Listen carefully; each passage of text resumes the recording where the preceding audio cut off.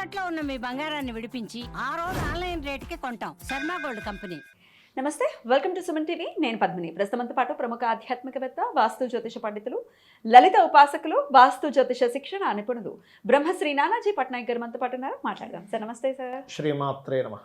Sir, లలిత ఉపాసనలోనే ఉన్నారు. ఎన్నాళ్ళ నుంచి లలిత ఉపాసన చేస్తున్నారు? చాలా కాలం నుంచి ఉన్నాయి, లెక్క పెట్టుకోలే ఇప్పుడు కూడా. శాక్తేయన్ అంటే అమ్మవారి ఆరాధన విషయంలో అమ్మవారిని కొలుస్తుంటే కొంతమందికి చాలా అద్భుతంగా పనిచేస్తూ ఉంటుంది. చాలా వెంటనే అమ్మవారు పలికిందండి అని అంటుంటారు. ఏమిటోనండి, ఏళ్ల తరబడి చేస్తున్నాను, మాకేం పని అవ్వట్లేదు అని అంటుంటారు. అసలు ఇంతకీ లలితా సహస్రనామం ఎవరెవరు చదవచ్చు, ఎవరికి తొందరగా అమ్మవారు ప్రసన్నం అయ్యేటటువంటి పరిస్థితి ఉంటుంది, అట్లాగే ఏ సమయం దీనికి ప్రత్యేకంగా చేసుకోవడానికి ఏదైనా సమయం ఉంటుందా, లలిత చదవలేకపోతే ఇంకేమైనా ఆల్టర్నేటివ్ ఉందా, చెప్తారా? చాలా మంచి ప్రశ్న వేశారండి. ఫస్ట్ ఆఫ్ ఆల్ ఏంటంటే, మనకి అదే లలిత సహస్రనామ గ్రంథంలో అందరూ చదవచ్చు అని ఉంటుంది. అందరూ చదవచ్చు. దీన్ని చాలామంది, కొంతమంది అమ్మో ఇది చదవకూడదు అంటున్నారు. కానీ చదవకూడదని ఎక్కడుంది చూపించండి ఫస్ట్. ఇది నామాలు, ఇదేమి బీజాక్షర సంబంధించినవి కాదు. కానీ నామాల్లోనే లలితా సహస్ర రహస్య నామాలు అంటారు వీటిని. అంటే ఎందుకు రహస్యనామాలు అంటే చెవిలో చెప్పాలా, సీక్రెట్గా చదువుకోవాలా? కాదు. చూడ్డానికి నామాలుగా ఉంటూ ఎంతో రహస్యమైన శక్తి దాగుంది, దాని యొక్క అర్థం అన్నమాట. Point number 1. ఇక రెండవది, మీరు నమ్ముతారో నమ్మరో, అసలు నేను స్టార్టింగ్లో ఎప్పుడు నేను లలిత చదువుతాను, లలిత అమ్మవారి దగ్గరికి వెళ్తాను అసలు అనుకుని కూడా అనుకోలేదు. నా లైఫ్లో అది పెద్ద మిరాకిల్ లలిత అమ్మవారి పట్టుకోవడం అనేది. మరి అంతకుముందు ఏ దేవతను ఆరాధన చేసుకునేవారు? మీరు నమ్ముతారో నమ్మరో, నేను చాలా అమాయకంగా, అంటే ఎలా అంటే ఇప్పుడు కామ్యం కోసమే దేవత అన్నట్టు ఉండేది నా లైఫ్లో ఒకసారి. అంటే ఎలా అంటే, నాకు ఒక 13, 14, 15 ఏళ్ళ వయసులో బిర్లా టెంపుల్ వెంకటేశ్వర స్వామి నాకు ఇది పని అయిపోవాలనుకునేవాడిని. ఆ పని అయిపోయి కొబ్బరికాయ కొట్టేవాడిని. యూనివర్సిటీలో మన నాగా పుట్టు ఉంటుంది ఒకటి, అక్కడ వీళ్ళు అనుకున్న పని అయిపోతే అక్కడ పోయి ఏదో నాది చేసేవాడిని.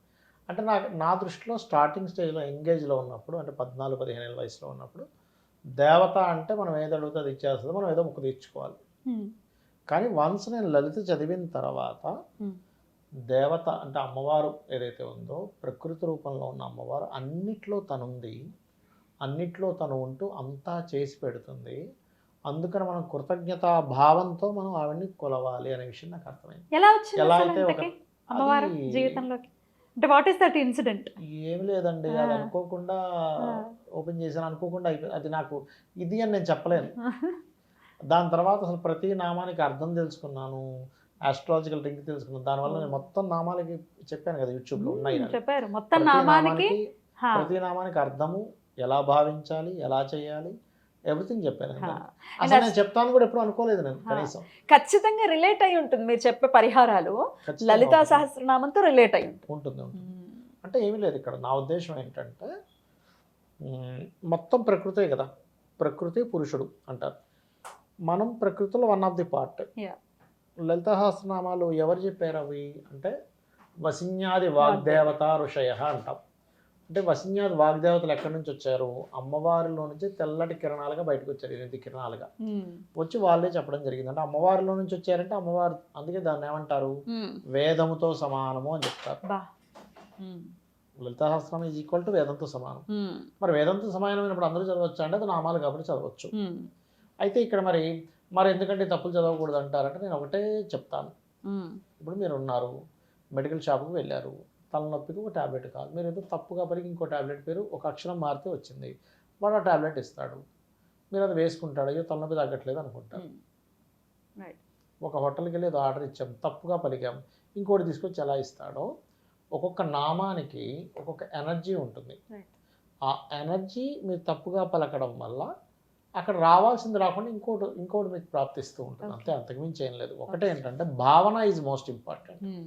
ఇప్పుడు చిన్న పిల్లవాడు ఉన్నాడు, ఇంకా 1 year 6 months, వాడు స్పష్టంగా అమ్మ అని పిలిస్తేనే నేను పలుకుతానని ఏ తల్లి అనదు. అంటుందా చెప్పండి? అబ్బాయి వాడు అమ్మ అని చాలా క్లియర్గా అనాలి, తెలుగు భాషలో అనాలి అనేమనదు. వాడు చేసినా స్పందిస్తుంది. ఎప్పుడు పిల్లవాడు నేను తల్లిని, ఆ పిల్లవాడికి నేను తల్లినని తల్లి ఫీల్ అవ్వాలి. తల్లి ఎప్పుడు ఫీల్ అవుతుంది? వాడికి ఏమీ తెలియదు అన్నప్పుడు ఫీల్ అవుతుంది. అవును అంతా నువ్వే సరౌండ్ అయినప్పుడు ఫీల్ అవుతుంది. అవును కానీ అదే పిల్లవాడు కొంచెం పెద్ద అయ్యాడు, కొన్ని తెలుసు, వాడు ఏడుస్తుంటే పట్టించుకోదు. ఇప్పుడు చెప్పురా ఎందుకు ఏడుస్తున్నావు అంటది. చెప్పాలి. చిన్నప్పుడు ఏడుస్తే పట్టించుకుంటుంది, పెద్ద అయిన తర్వాత ఉట్టి ఏడిస్తే పట్టించుకోదు. చెప్పు ఎందుకు ఏడుస్తున్నావు, చెప్పు ఫస్ట్ ఏడు బంద్ చేయి అంటది. చిన్నప్పుడు ఏడిస్తే పట్టించుకున్న అమ్మ ఫస్ట్ ఏడు బంద్ చేసి చెప్పంటుంది. మార్పు రైట్ కరెక్ట్ సార్. ఇంకొంచెం పెద్ద అయ్యాక అది ఇది అడిగితే నువ్వు పెద్ద అయ్యా నువ్వు చేసుకోలేవా అంటుంది. అవును. అంటే ఇక్కడ ఏమైంది, ఫస్ట్ ఊరుకో ఎద్దులా ఉన్నా ఏడుస్తే బాగోదని కూడా నన్ను అడుగుతున్నావు ఇంకా డబ్బులు నువ్వు చేసుకోలేవా అంటుంది. అంటే మనము చూడండి కరెక్ట్. మనమే ఇలా ఉంటే మరి అమ్మవారు ఎలా ఉంటారు? అంటే అందుకే చూడండి, మనకి మహాభారతంలో కూడా ద్రౌపది యొక్క వస్త్రాభరణం జరుగుతుంటుంది చూసారు. అక్కడ వస్త్రాపహరణం జరిగినప్పుడు తను ప్రయత్నం చేస్తున్నంతసేపు శ్రీకృష్ణ పరమాత్మ వచ్చి రక్షించలే. ఎప్పుడైతే సరౌండ్ అయిపోయిందో కృష్ణ అని అప్పుడు రక్షించాడు. మనం ఏంటంటే మన పని మనం చేసుకుంటూ సరౌండ్ అయిపోవాలి భగవంతుడి అమ్మవారికి. ఎప్పుడైతే సరౌండ్ అయిపోతే తనదంతా నాదే ఉంది అని మనం అంతా భగవంతుడికి సమర్పించుకుంటూ వెళ్ళిపోతే తను చూసుకుంటుందంతా. అంతేగాని నా తెలివితేటలతో నేను బ్రతుకుతున్నాను, నేనే గొప్ప, మనిషి అన్నిటికంటే గొప్పవాడు. నిజమే గొప్పవాడే, కానీ ఈ మనిషిని నడిపించేది ఒకటి ఉందిగా. మరి ఆత్మ అనేది బయటికి వెళ్ళిపోగానే మనిషిని ఇంట్లో కూడా తీసుకురావట్లేదు, బయట నుంచి బిడ పంపించాడు వాడి ఇంట్లో కూడా వాడు వెళ్ళడం. అసలు ఇంట్లో చచ్చిపోకూడదు, చచ్చిపోయే పరిస్థితి వచ్చిందంటే తీసి బయట పడేస్తారు. మంచం మీద నుంచి కింద దింపేస్తారు, బయట పడేస్తారు. మళ్ళీ ఇంట్లో వెళ్ళాలి అవి వేసుకోవాలని చెప్పి వెళ్ళలు వేయాలి. అయితే లలిత ఎందుకు చేయాలి? 84 లక్షల జీవరాశుల్లో మోక్షాన్ని పొందేటువంటి అర్హత కేవలం మనిషికే ఉంటుంది. వేరే ఏ జీవరాశికి మోక్షం పొందే అర్హత కానీ అంత జ్ఞానం కానీ ఉండదు. మనకి శాస్త్రాల్లో మనిషికి మోక్షం రావాలి అంటే ఫస్ట్ పాపము పుణ్యము రెండు ఈక్వల్ అయిపోవాలి. ఈక్వల్ అవ్వకుండా మనకి మోక్షం రాదు. పాపమున్నా పుణ్యమున్నా మళ్ళీ జన్మెత్తుతూనే ఉంటాడు. అది క్లియర్ చేసేటువంటి వాటిల్లో శాస్త్రాల్లో కొన్ని విషయాలు చెప్పారు.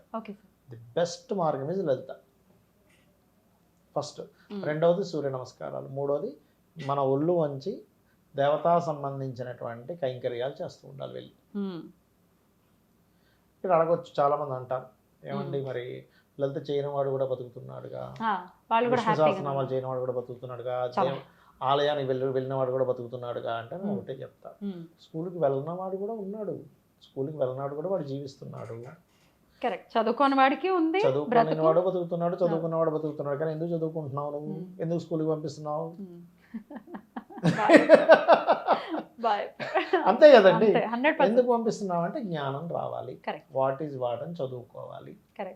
అది లౌకికమైనటువంటి విద్య. అయితే లలిత అమ్మవారి యొక్క నామాలు నీకు జ్ఞానాన్ని ఇచ్చేది. నువ్వేమిటి అసలు లలిత సహస్రనామాల్లో ఏముంది అంటే ప్రతిదీ కూడా అమ్మవారి అనేటువంటి జ్ఞానం మనకు వస్తుంది. ప్రతిదీ అమ్మవారి అనే జ్ఞానం వచ్చినప్పుడు మన యొక్క ప్రవర్తనలో మార్పు వస్తుంది. మన ప్రవర్తనలో మార్పు వచ్చినప్పుడు మన చుట్టూ వాళ్ళతో మనం ఎలా ఉంటాం. ఇప్పుడు చూడండి, నువ్వు బయట మొత్తం ప్రపంచాన్ని గెలవడం వేరు, మన ఇంట్లో మనల్ని మర్యాదగా చూడటం వేరు. నువ్వు గొప్పవాడు ఎప్పుడవుతావంటే నీ ఇంట్లో నీకు గౌరవం ఇస్తున్నారు లేదా, this is the most important. నీ ఇంట్లోనే నీకు గౌరవం లేదు, నాన్న వస్తున్నట్టు అబ్బా వీడు వస్తున్నాడు రా అని కొడుకు వెళ్ళిపోవడం, భార్య ఎవరు నాయన పొద్దునుంచి ఇంకొక గంట లేటుగా వస్తే బాగా ఇప్పుడు సంపూ దొబ్బుతాడు రా భార్య అనుకోవడం, లేకపోతే భర్త అనుకోవడం, తండ్రి అనుకోవడం, వీడేం కొడుకును కన్నాను రా తల్లి అనుకున్నది. ఒక రిలేషన్ ఫ్రెండ్ అనుకోండి, లవర్ అనుకోండి, ఎవరైనా వీడు వచ్చాడు రా బాబు అని అనుకున్నట్టయితే ఏది సాధించినా వేస్ట్, 100% ఫెయిల్యూర్. కానీ నిన్ను నువ్వు అవతల వ్యక్తి అబ్బా ఈ వ్యక్తి వచ్చాడంటే అద్భుతం అనుకునేలా చేసేది లలిత. మరి ఏ సమయం ప్రత్యేకంగా చెప్తారు సార్? రైట్, ఎప్పుడైనా శ్రీదేవత సంబంధించినటువంటి ఉంటాయి కదా, సాయంత్రం పూట ఎక్కువ చేయాలంటే శక్తి దేవత శ్రీ దేవతలు చక్కగా కలిసి వస్తుంది. సాయంత్రం అంటే ఏ టైం సార్? ఈవినింగ్స్ ఆఫ్టర్ సూర్యాస్తమం. ఉదయం పూట చేయకూడదని కాదు, బాగా అర్థం చేసుకోండి. ఉదయం పూట చేయకూడదు అని అనుకోగలరు. ఇప్పుడు ఇది అంటే మనం ఏం చెప్పినా అదేదో సామెత ఉంటుంది చూడండి, రాజుగారు రెండో భార్య అందగత్త అంటే మొదటి భార్య కురిగిపోయిన అర్థం కాదు. అలానే ఉంది సార్ పరిస్థితి. ఎక్కువ ఫలితం రాత్రి చేస్తే వస్తుంది. అంటే మన జన్మజాతకంలో ఎన్ని దోషాలున్నా మనం ఎన్ని జన్మల్లో ఎన్ని కర్మలు తెలుసో తెలియకో అజ్ఞానంలో చేసిన కర్మలన్నీ తొలగిపోవాలంటే కేవలం లలిత. Okay. విష్ణు సహస్రనామాలు చేసుకుంటే కాదని చెప్పట్లేదు, లలిత గురించి మాట్లాడుకుంటున్నాం కాబట్టి of course, చెప్తున్నా. of course. అలా అని శివుడు శివ సహస్రనామాలు లేవా, విష్ణు సహస్రనామాలు లేవా అంటే దేనికి అది ఉంది. ఉంటుంది. ఎందుకంటే ఒకే పరమాత్మ ఈ 3 రూపాలు ఇచ్చాడు. ఓకే. ఇది చేస్తూ సాయంత్రం పూట ఎందుకు చేయాలి, వాట్ ఈస్ ద రీజన్, ఏం మొదటి పొద్దున పూట చేయొచ్చు కదా అంటే కాదు. ఇక్కడ సాయంత్రం దాటితే మీరు మహాభారతంలో కూడా ఉంటుంది, అసురులకి నెగటివ్ ఎనర్జీస్కి శక్తి పెరుగుతుంది. మన పూర్వజన్మ కర్మలను బట్టి మన జాత చక్రాల్లో కొన్ని పిశాచ యోగాలు ఉంటాయి, తెలుసా మీకు? అవును, మీరు ఎక్స్ప్లెయిన్ పిశాచ చేశారు యోగాలు పోయిన ఉంటాయి. వీడియోలో. ఆ పిశాచ యోగాలు మరింత బలపడుతూ ఉంటాయి సాయంత్రం అయితే. అప్పుడు ఏమైపోతుంది, అందుకే చూడండి మనం సాయంత్రం అవగానే స్ట్రెస్ అయిపోతాం, పొద్దు నుంచి పని చేసి అవుతాం అని అనుకుంటాం, నిజమే. Yeah. కానీ మొత్తం డౌన్ అయిపోద్ది. ఎందుకంటే వీడి జాతక చక్రంలో ఉండే కాంబినేషన్స్కి అది వచ్చి యాడ్ అవుతుంది. ఎప్పుడైతే మనం సాయంత్రం అది సహస్రనామం చేస్తామో అమ్మవారి శక్తి మనకు ఒక కవచంలాగా ఉంటుంది. మనకి ఎప్పుడైతే దగ్గరికి రాదో అది హ్యాపీ మనం. ఖచ్చితంగా హ్యాపీ. Right, right. అద్భుతం సార్, చాలా బ్యూటిఫుల్గా ఎక్స్ప్లెయిన్ చేశారు. ఖచ్చితంగా చేసుకోవాలి అనుకునే వాళ్ళకి ఇది ఒక మంచి వీడియో, ఎందుకంటే క్లారిటీ ఉండాలి కదా, ఎందుకు చేయాలి, ఎలా చేయాలి, ఎప్పుడు చేయాలి అనేది, ఎందుకు ఏమిటి ఎలా వచ్చేసి వీడియోలో. Thank you so very much sir. నమస్తే. శ్రీమాత్రే నమః.